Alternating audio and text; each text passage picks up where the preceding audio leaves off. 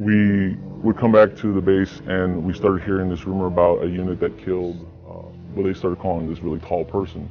At first I didn't think anything of it, and then come to find out that the person that they killed actually was 3 times the size of a man, had extra digits on their hand and digits on their feet, and had red hair, and a special unit had come in and wanted this target. You were in Afghanistan in 2002, and you were called into a very remote section of Afghanistan because a patrol had basically gone missing. Exactly. Okay. Exactly. Well, just around nothing. For miles. Right. So it's very remote. Yeah, very remote. So we flew in. To about 4 kilometers. We're hiking through the same area where they were supposed to make one of their checkpoints, one of their rally points. And before we left, there was all kinds of what happened, were they ambushed? But that was even odd because at point of ambush, you would call for maybe close air support, something, okay? There was no calls made, just off the grid. So we're coming down a mountainside, and it was a nice path, a goat path. As we bent around this corner, you could see this opening of the cave.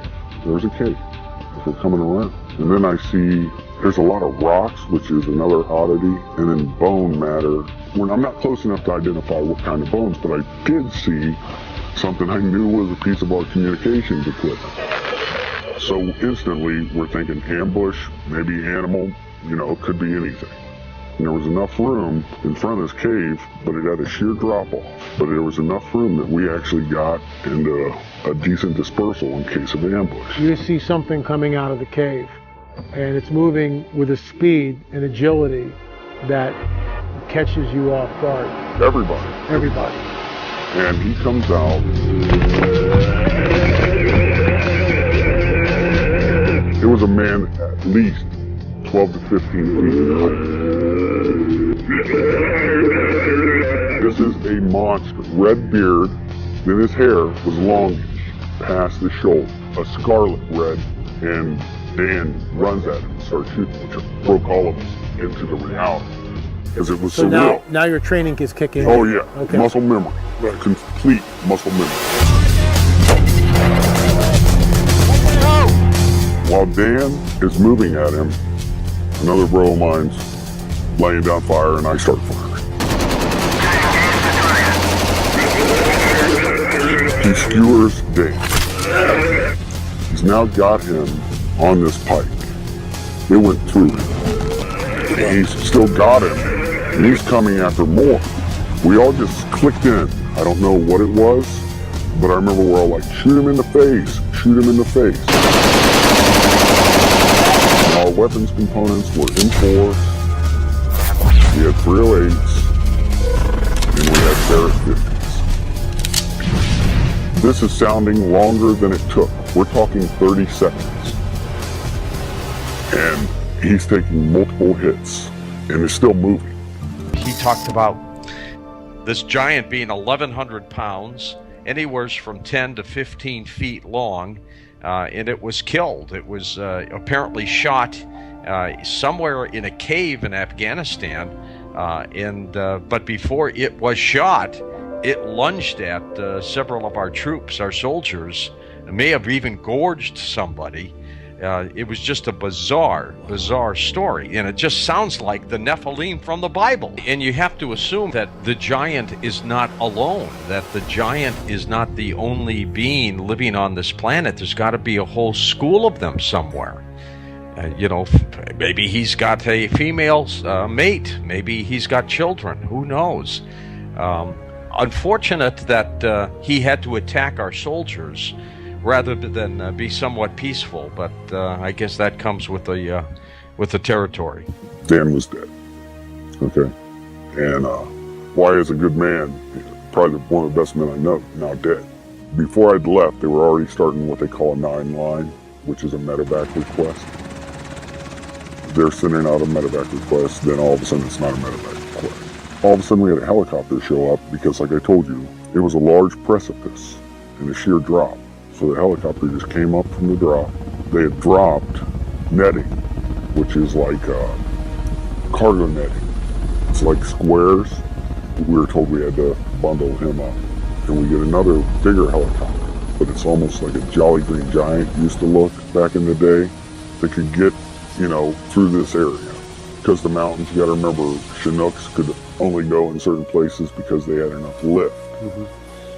And so we got him on there. The thing was too big. We couldn't move it. It smelled worse than a skunk. A corpse that's been around for a while. Really fell. Oh, it was like a combination because of the, how do you put that, the persistence of a skunk smell. But once the helicopter came in, dropped its little hook, and off he goes. The communication was sent out that we had a very large possible human creature.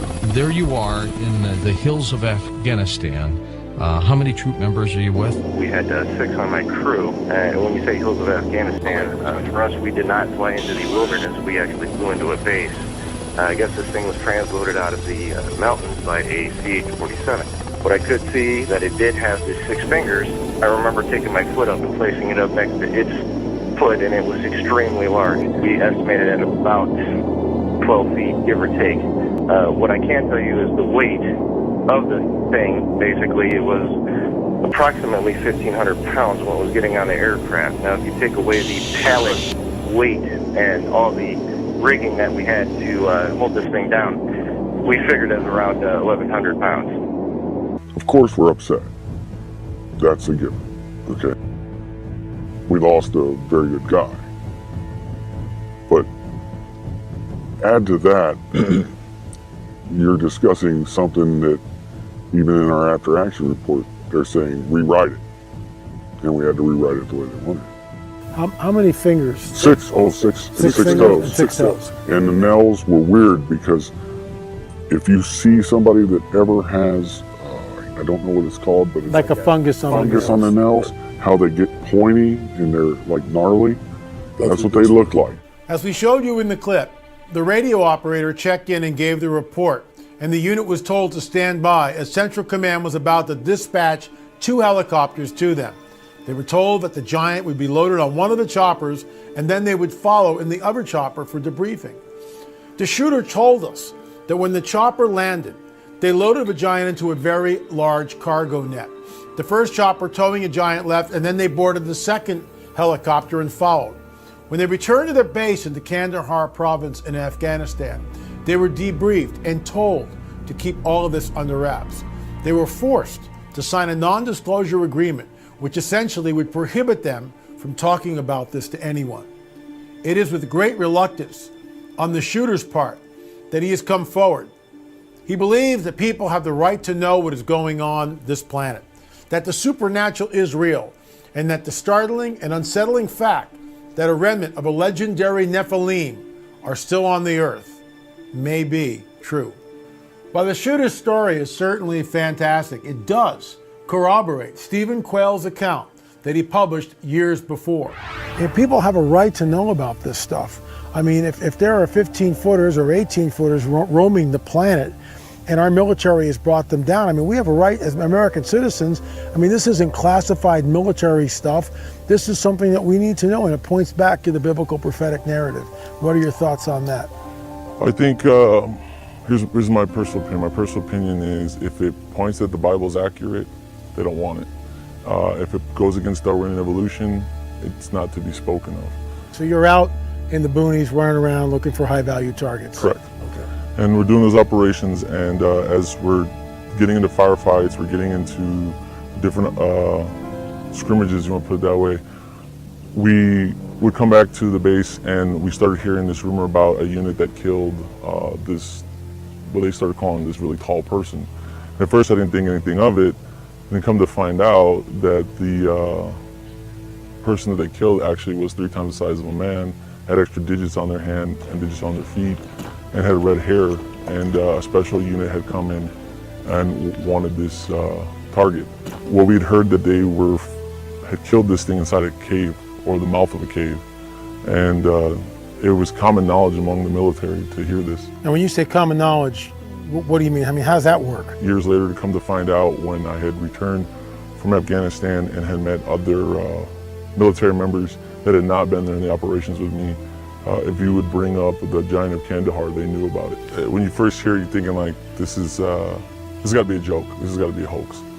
But then after things go down a certain way and you keep hearing it, you start to realize it's not a joke. They kept telling us to keep our weapons high, which means normally it's 2 to the chest, 1 to the head, but they kept telling us to put it towards a man's head and put it higher. So we would question, why do they want us to shoot higher than a man's head? That's bizarre. It is. Our contact said 2002 is when they shot this 15-footer or taller, and you're now in this, in the service around 2005. This word has gotten out, and what I find interesting here too is that if you're going to create a hoax, I get that, but you got details: 6 fingers, red hair, double rows of teeth, 6 digits on the toes, and of course that brings it right back into what we hear about in the biblical prophetic narrative, specifically the Nephilim. Your thoughts? I agree. I will tell you that when I was doing my time in the service, and the stuff I saw, some of it I couldn't explain, like lights in the sky during firefights, like orbs, or lights that would be the size of a softball that looked that size looking up in the sky but making weird noises. And even going to Iraq myself and being near Haditha Dam and seeing the prisoners underneath the dam, and the prisoners would scream and there'd be this awful feeling underneath the dam, and then later finding out in the Bible that an angel's locked underneath there, where it talks about. And this Haditha Dam is the Euphrates. Is Euphrates, and there's correct. an angel supposedly locked underneath the Euphrates, Correct. which is released in the book of Revelation. Correct.